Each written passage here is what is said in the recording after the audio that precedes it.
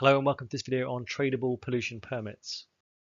So in this video we're going to look at what a tradable pollution permit scheme involves and how this goes about correcting market failure. So the market failure we're trying to solve is that of negative externalities, and that exists when the market gives us an overproduction.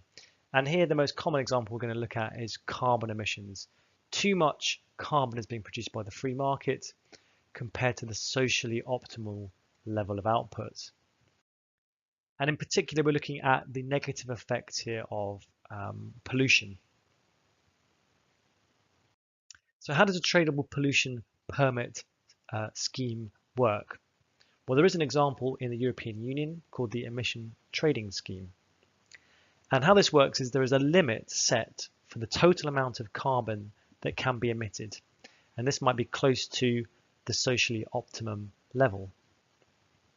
So the government then issues permits to companies that allows them to pollute that amount of carbon emissions. And the idea is that these permits are tradable, so firms can buy and sell them.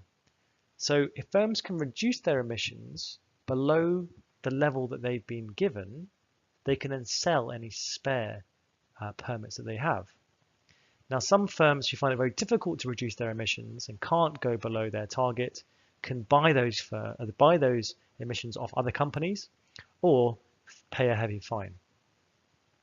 So it provides an incentive to reduce emissions, so you can sell your permits, and a punishment for those who increase their emissions, as they have to buy permits of other firms or pay a heavy fine. How does this correct the market failure? Well, the idea is that the EU or the people operating a scheme will reduce the cap, reduce the amount of permits they issue over the years, providing an ever-increasing incentive for companies to become more environmentally friendly and reduce their carbon emissions. Ultimately, they can more closely align the market level of carbon emissions, the actual level of carbon emissions, with the socially optimal level. So let's have a look at how this might work in practice. Here we have two power stations or two companies. On the right, power station A, and on the left, power station B. And both companies have been set a limit at the top here, and this is the maximum limit of CO2 that they're allowed to emit. So for example, company A can emit this much, sorry, company B can emit this much carbon. Okay. Now, what we can see from company B is that their actual emissions here is below their limit, and they've been given certificates allowing them to pollute up to their limit. So what they have here is they have some spare permits. They have some spare permits here indicated by the green area. Let's go now and look at company A. Now company A are allowed to pollute up to this limit here. They've been given permits for that. Now, if they pollute more than that limit, they haven't got any permits for that, for this amount of pollution above the limit, and they have a choice. They either pay a fine, or what they can do is buy permits, buy any spare permits from another company.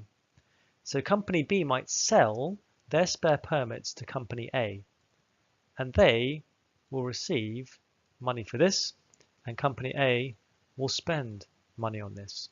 Now, if we think about the incentive here, there is a clear incentive for B to become even more efficient, because then they can sell any more spare permits. And again, there is clearly an incentive for A to become efficient, because then they don't have to buy permits from other businesses and they don't have to pay the fine. The idea is that over time, the amount of permits that are issued for both businesses will be reduced.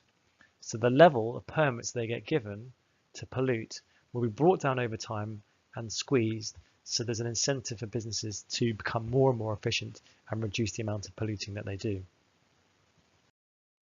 What are the advantages and disadvantages of this approach? Well, an advantage here is that firms are quite free to choose the most cost-effective way of meeting the permit requirement. So some might invest in technology if it's worth their while to reduce carbon emissions. For other firms, if it's very difficult, they might say, well, actually, it's worth us paying the fine or it's worth as buying permits of other businesses. The idea that over time we can reduce the amount of permits that are being issued, and so firms have an incentive to reduce their carbon emissions. What about any negatives of this scheme? Well, it can be quite complicated to decide how many permits to allow each business. So how much pollution should we allow each business to do? For example, when the EU introduced the system initially, they issued too many permits. So actually firms didn't really need to buy any extra ones. So the price of a permit fell to zero because everyone had enough.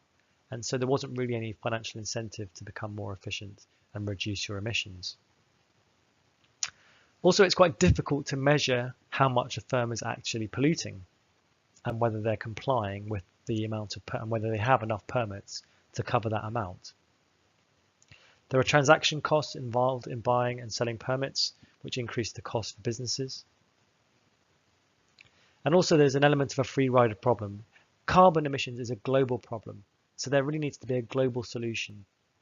If carbon trading is introduced in one country but not others, it may just cause the firms to relocate to those other countries where they don't require pollution permits to operate. A carbon tax might be a more simple, transparent, and easier way of charging firms that pollute. So in this video, we've looked at what a tradable pollution permit scheme is, and we've looked at how this approach corrects market failure. That's it. Thanks very much for listening.